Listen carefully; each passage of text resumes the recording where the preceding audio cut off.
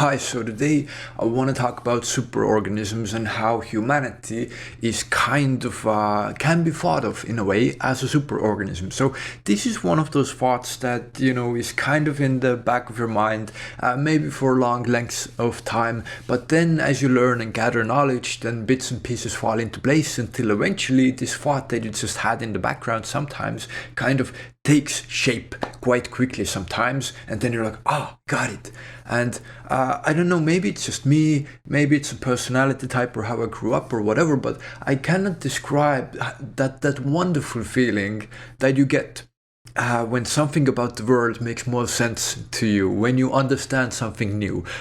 I genuinely feel sorry for people who don't get that, and it seems to be that a lot of people are like that. Although, if they were given the proper support and structure around them, then I believe any human being can sort of regain that way of thinking and sense of wonder. Almost any human being. God damn, these are deep philosophical contexts, because whenever I think about, hypothetical situations to support a certain argument, immediately my mind gives another opposite example of how to argue against that. So, sometimes this kind of thinking, I believe these are, useful thought exercises to do. But, those lead you to places like where we are right now. It's, minute and 30 seconds into the video and I still haven't talked about superorganisms yet. But sometimes it's just about the journey, not the destination. Anyways, superorganisms. So, I've always been fascinated by that, by ant colonies, by bee colonies, and how if you take one individual ant, for example, they could never build an ant's nest. Perhaps never interesting if you give an ant, infinite lifespan, could it ever build an ant's nest? I am doubtful of that, but you put 100,000, you put 1,000,000 of them together, and they cooperate with these algorithms that they have inside them to give these emergent properties of building these cities and these massive nests, tens of meters across, possibly with having different air ventilation ducts and places to grow food and places to grow their young, and it's crazy. And they, this really one simple entity does that. But then you can ask the question how do you think about them truly, genuinely? How do you think about them? Do you think about them as individual ants? Or do you think about the ant colony? Because I think genuinely, I don't think it's fair to think about ants as individuals, because they don't really exist as individuals. They always exist in some way as a part of a colony. But again, this is debatable.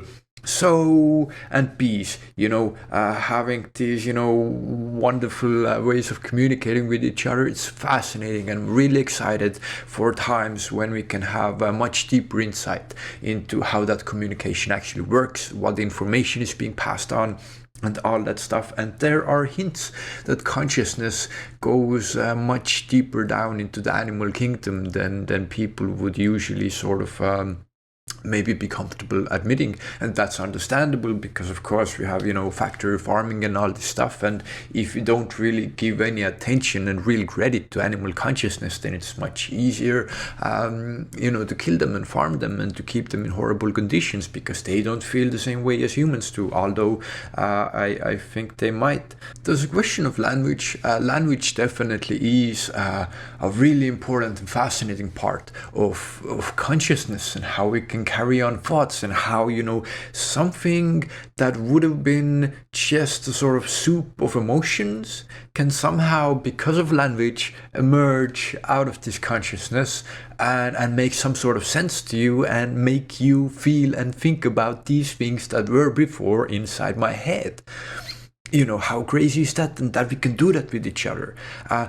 So when I look at cities, recently more and more, it's the similar thing with the ant. I don't think about, of course, I think about people as individuals, but I look at these emerging properties of cities, for example, and the technology that we have created, and these cars and these streets, how we terraform everything around us.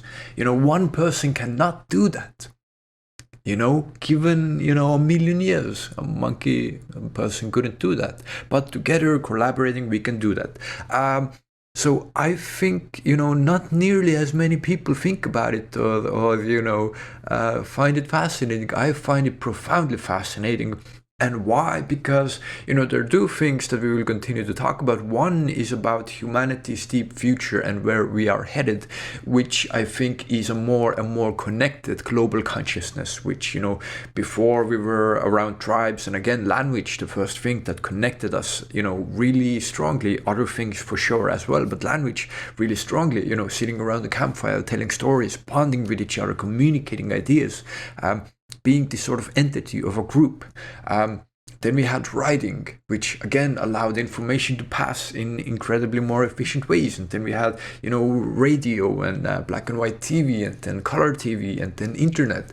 And I think people, if you ask them, I think people, this is this hedonistic treadmill. We so quickly take things absolutely for granted.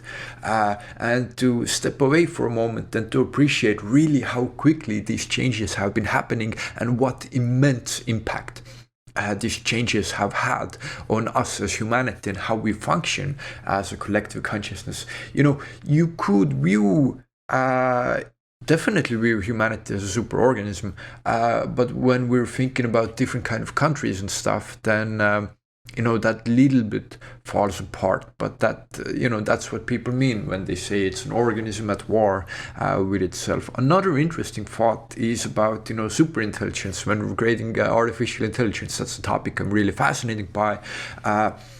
Creating minds that are smarter than any human being. But, another way of thinking about collections of things is that we already have superorganisms. And you could say that a village of people, or maybe a tribe of people would be best. A tribe of people is a kind of superorganism, because a tribe of people can accomplish things that a single human individual could not accomplish. So then we have corporations. Corporations for sure are super intelligent entities. And for me, when I first thought about it like that, that's a creepy thing to think about, that corporations are super intelligent entities. They are. Of course, the purpose of this entity is to make profit. That's not surprising, it's simple and predictable, but the ways that they achieve that are so clever at times. So again, a corporation like Coca-Cola company, like one individual could not do that. The impact it has had on society in so many different ways and culture is just it's just vast. And I don't think we think about it so much, but you go to any place on the planet and you say Coca-Cola, and people know what you mean. How crazy is that it's already a part of the human unconsciousness. A space that could have been occupied by some cool creepy monster, or I don't know, some idea of unity and love, in its place everybody now has Coca-Cola. Of course, that is, that's just a silly joke. But, it's just funny to think about it. Not only that, but so many different things. But corporations, by having so many minds connected to single goals, this kind of hierarchical structure, hierarchy, that all go towards a single goal. And how there's a main goal, then that is subdivided into some goals, and then subdivided into further goals, further into some instrumental goals, until you go down from some CEO who's greedy and money hungry and bastard, that they just want profit, and you go down from them 5, 6, 7 steps, and you get to some person in some room looking outside the window and thinking, fuck, I want to go home. But they are also part of that superorganism, whatever they do.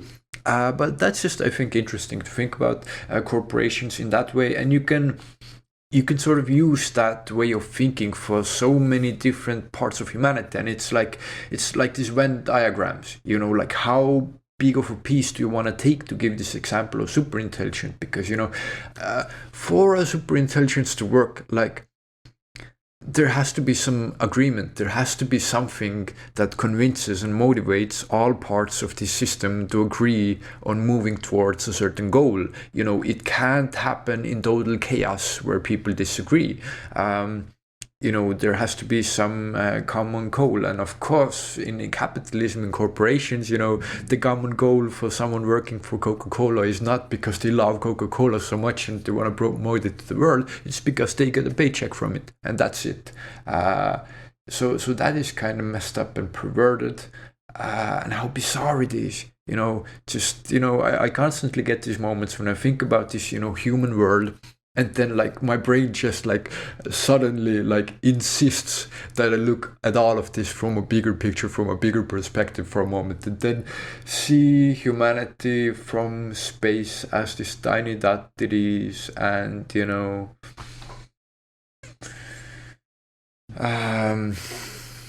priorities change really quickly, and perspectives change. And then another thing that sort of in the back of my mind that I've been thinking about is this kind of an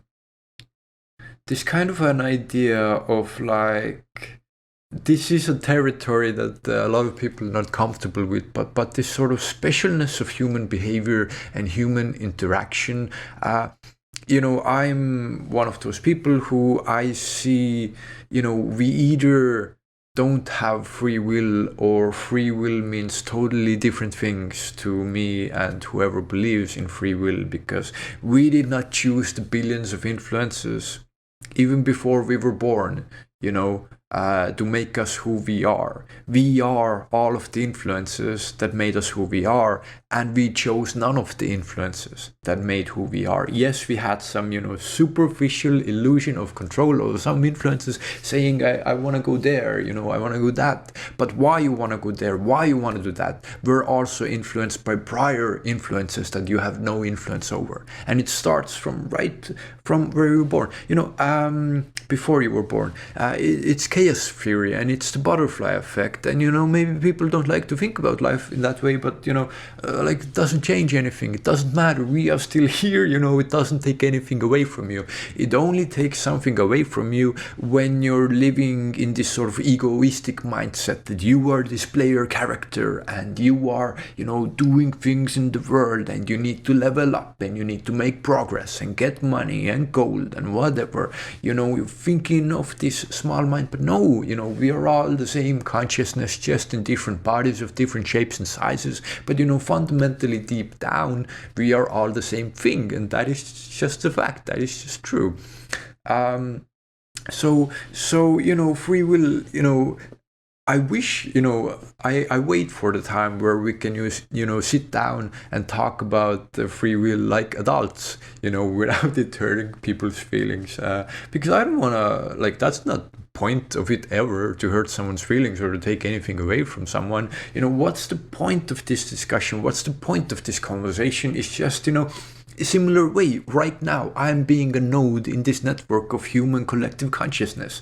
And my hope is to just put some ideas and thoughts on the table, and then some other nodes come by and sort of check out what's on the table. Maybe it's something interesting, you can interact with it, maybe you learn from it and take it into your brain. Maybe maybe it's wrong, maybe you want to refute it, and then my node gets corrected in my thinking, and in the future I will be smarter about things. But this is also the sort of interaction that I'm purposefully wanting to take a part of, and it's interesting. But such a long disclaimer to what I wanted to say was that when I look at the world and us from a bigger picture, then I think about how life might have started. Life just these simple atoms and molecules in this soup, 3 billion years ago, just swimming around. And I'm sure that first self-replicating molecule, floating around in the ocean, what was its free will? to move in one part of the soup, then another part of the soup. It is no free will, it is chaos, it is random happening of where these particles happen to be, and where those particles happen to be, already happened a billion years ago when the solar system was formed, and how solar system was formed was already like, another, 10 billion years ago or whatever. I don't know about absolute determinism because, there is quantum physics. But, at the end of the day, I think we could say determinism. And again, I've never been a fan of determinism, and I'm nothing like people like, what's that dude with the white beard who talks about hard determinism and something like that, and he says that we don't have consciousness, something like that. I'm nothing like those people, but it just makes sense. Like, I don't care, my ego is not hurt, I don't care. I only care about what is the truth. It's not a part of me, it's what I'm observing, it's a part of the world. That's the only thing I care about. How could facts hurt my feelings without any memes or jokes? How could facts hurt my feelings? They should not, in a perfect world. So this random scattering of particles, what choice did they have to go in, one direction versus another direction? And then I sort of zoom out a little bit in space and time, and then I look at, all of this behavior of these people, these millions of people and then billions of people, and that in a similar way, if you're a super intelligent alien or something looking down at Earth, then you can look at us right now as we are, as we act, as we do things in our lives. You can look at us the same way as we can look at those first DNA molecules in the soup, wobbling around. And, thinking about their intention and will, when it's just a butterfly effect, it's just chaos, that alien can look at us now the same way. We're just this wiggling collection of atoms and molecules. Of course, we are way more complicated. There's always someone who would say, but hey, we have minds and stuff. Like, of course we do. Like, I haven't finished my sentence even. So nothing is black or white, of course. And like I said in the beginning, as always with this kind of thoughts, you can, quite quickly come up with different arguments, against it. And I think that's like, not with all issues, and I don't think you can do it with physics maybe, but definitely with moral and philosophical questions. It's one of the most useful tools, is to just come up with an argument, then come up with a counter argument, then come up with an argument against that. And that is a beautiful, wonderful way of sort of getting rid of more and more stupidity until you're refining your picture clearer and clearer, your opinion, whatever you end up understanding. But that to me was a thought, looking at us like that. But I think the future of humanity is more unity. I think once we reach, brain-computer interfaces, before that, quite soon, probably, we will reach artificial general intelligence.